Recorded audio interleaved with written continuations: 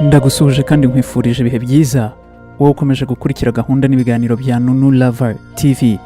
Ikiganiro cy'uyu munsi tugiye kuba tuganira ku bucuruzi, ariko butari ubucuruzi busanzwe.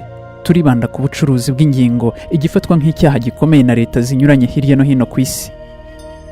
Ukeneye kujya ubona ibiganiro byacu ku gihe, kanda kuri subscribe ukande no kuri ako kazogera. Naho jye wagutegura iki kiganiro nkaba ngiye no kukikugezaho, ndi Noelo, nguhaye ikaze. Ubucuruzi nk'imwe mu nkingi mwamba ubukungu bw'isi bushingiyeho, ni igikorwa cyabayeho kuva mu myaka isaga 150 ishize. Muri iki gihe nta mafaranga yabagaho nk'uko tubibona uyu munsi. Iki gihe hakoraga igurana ry'ibicuruzwa ndetse na za serivisi zinyuranye. Uko imyaka yagiye yicuma, ubucuruzi bwagiye bwaguka ku buryo bufatika, ndetse birenga kugurana serivisi bigera ku guhana impapuro nyandiko z'imitungo y'amazahabu ari mu bubiko, ndetse n'aha biraharenga bigera ku ikoreshwa ry'ifaranga tubona uyu munsi. Nk'uko bakunze kuvuga ko iterambere rizana n'ibyaryo, ibi ni nako byagenze mu iterambere ry'ubucuruzi, kuko byaje kugeraho birenga ku iterambere rishingiye ku bucuruzi bw'ibicuruzwa, ahubwo bigera ku iterambere ry'ubucuruzi bw'ingingo. Iki cyahise kiba ikibazo gikomeye kuri leta zinyuranye hirya no hino ku isi, ndetse hashyirwaho n'ingamba zo kubirwanya n'amategeko yo kubihana. Ibi ntibyaboroheye kubirwanya nk'uko babyibwiraga, kuko aha hari hamaze kuba mu myaka 1980 ibihugu binyuranye ku isi byari bifite umubare munini w'abaturage bafite ikibazo cy'inzara. Ibi bikabera ikibazo cy'ingutu leta zinyuranye, kuko byasaga naho abaturage bazo bakennye babonye isoko rishyushye kandi ryishyura amafaranga bo bitaga meza.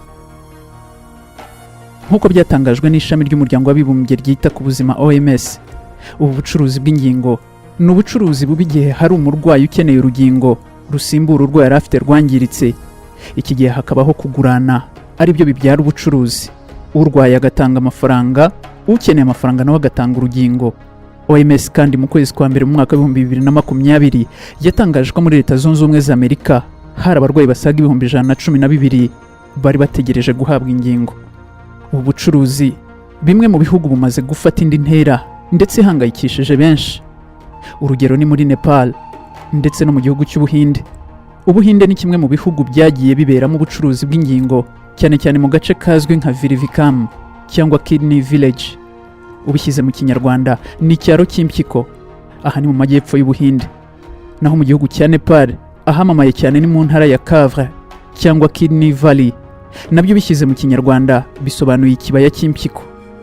Aka gace kahawe inyito kuko gaherereye ahantu hakikijwe n'imisozi miremire. Utu duce twiswe gutya kuko usibye abana bakiri bato, abandi hafi ya bose usanga baragurishije impyiko.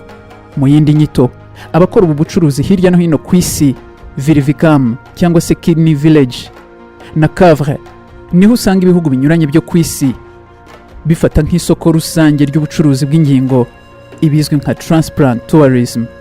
Mu yandi magambo, benshi mu bahatuye bafite impyiko imwe mu mubiri. Hari benshi bibaza niba kugira impyiko imwe mu mubiri hari ikibazo byatera.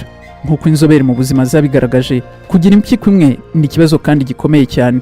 Hari benshi kuri iyi si babayeho bakagaragara nk'abadafite ikibazo kandi bafite impyiko imwe.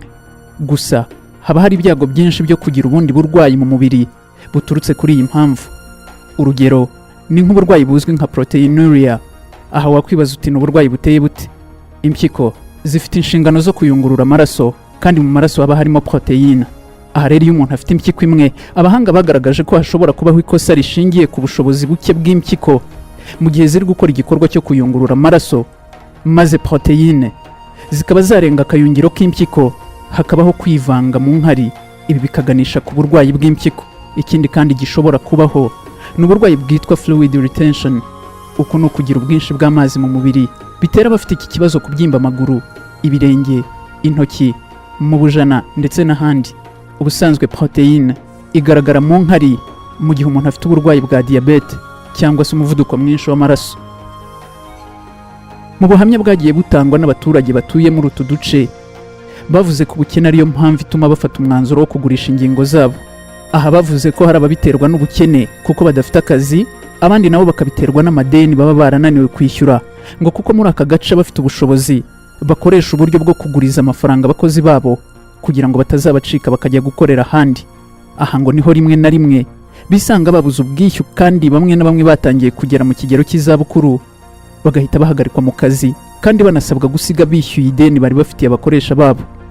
Akenshi abagabo ngo nibo bafata icyemezo cyo kugurisha ingingo batazuyaje, gusa ngo bahita basaba n'abagore babo kuzigurisha. Bamwe mu bagore batanze ubuhamya bavuze ko iyo banze kwemera kugurisha impyiko, abagabo bafata umwanzuro wo kubata ndetse bakabatana urubyaro, bityo nabo bikarangira bemeye kugurisha ingingo zabo.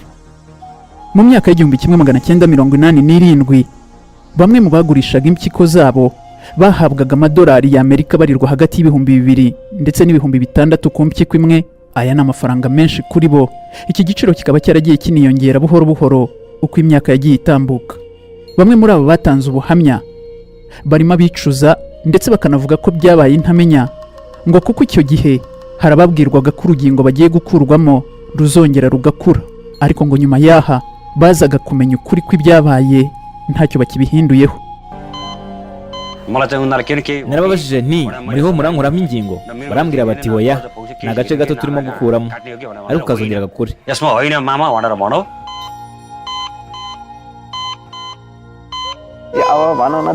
Icyo gihe ubuzima ntibwari bworoshye, niko gufata umwanzuro wo kugurisha impyiko kuko nashaka kugura ubutaka, ariko ubu nibwo mbona ko nakoze ikosa rikomeye, gusa nta kundi kuko ninjye bifatiye icyemezo.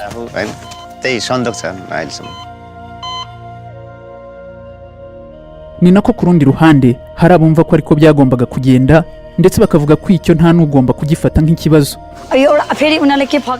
Uri umunyamakuru, hari n'abandi nkawe bagiye baza ngo tubahe interview, nta n'icyo bamfasha. Twe turiho turapfa bo ngo tubahe amakuru. Niba se umuntu agurisha impyiko kuko akennye, ikibazo ni ikihe?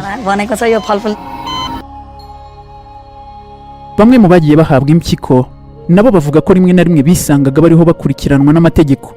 Urugero ni umunya-Israeli witwa Ziv Vigda, umushoramari ukomeye, akaba n'umwe mu bahawe ingingo inshuro nyinshi kuko yabazwe umutima, ibihaha ndetse n'impyiko. Uyu yahawe impyiko n'umukobwa nawe wari utuye muri iki gihugu cya Israeli, gusa iki gikorwa gikorerwa muri Turkiya. Nyuma yaha yahise atangira gukurikiranwa, maze iki kibazo akivamo akoresheje guhunga igihugu cye. Uyu musaza nawe agaragaza ukuntu abantu batanga izi ngingo bahendwa, ahanini ngo bitewe n'ubukene baba bafite. I went into illegal things. Otherwise I'll be dead. Nabonye impyiko mu buryo butemewe n'amategeko, naho ubundi nari gupfa. Naje kubona uwo tugirana amasezerano yo kumpa impyiko, tujya ku ivuriro baratubaga twembi, bakora icyo gikorwa kirangira amahoro. Uwampaye impyiko namwishyuye ibihumbi 20 by'amadolari y'Amerika, kuko yari akeneye kandi mu muryango we bari benshi kuko bageraga kuri 15. Gusa ubu ntitukivugana, sinzi uko amerewe. And we disconnected our relations. Gusa nyuma y'uru rusobe rw'ibibazo abatanga ingingo basigaramo, rurimo uburwayi, kwamburwa n'abo bagiranye amasezerano kandi adashobora kuregerwa mu buyobozi, kuko n'ubu bucuruzi buba buriho bukorwa mu buryo bunyuranyije n'amategeko. Ibi byose bamwe barabyirengagiza maze bakabitura Imana babinyujije mu ndirimbo. Ubu bucuruzi nubwo twatangiye ikiganiro tuvuga ko ibihugu bifite akazi gakomeye ko kuburwanya, muri Iran ho siko bimeze, kuko iki gihugu cyemereye abaturage bacyo gukora ubu bucuruzi ariko gishyiraho amabwiriza. Muri Iran ikitemewe ni transplant tourism, igisa n'ubukerarugendo bushingiye ku gucuruza ingingo. Mu yandi magambo, ingingo zihanahanwa hagati y'abaturage ba Iran, ari nako bitemewe ku bavuye mu bindi bihugu kuza gushakira ingingo muri iki gihugu cya Iran. Iki gihugu cyashyizeho ubu burenganzira ku banyagihugu bacyo mu rwego rwo koroshya igenzura ry'uko ubu bucuruzi bukorwa, kandi leta nayo igatanga umusanzu ku batanze ingingo, harimo kubishyurira ubwishingizi bwo kwivuza, kuborohereza kubona akazi n'andi mahirwe anyuranye. Ngushimire cyane we twabanye muri iki kiganiro, igihe wari wakiguteguriye nkanakikugezaho. Ndi Noelo, nkwibutsa ko ushobora gukurikira n'ibindi biganiro byacu kandi ku gihe ukandaho kuri subscribe, ugakanda no kukazogera. Imana ibarinde mwese.